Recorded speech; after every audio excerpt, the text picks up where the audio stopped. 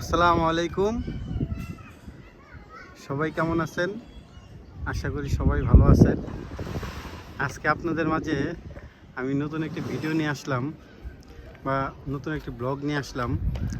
আপনারা দেখতে পাচ্ছেন যে আকাশের একটি ভিউ।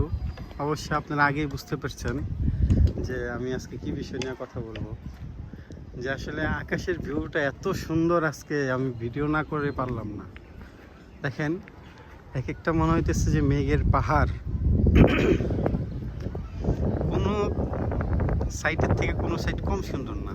আপনি যদি এই পাশটা দেখতে চান, দেখেন এই পাশটা কি সুন্দর। মেঘের এক একটা স্তূপ অনেক বড়, মানে দেখতে অমায়িক লাগতেছে আর কি।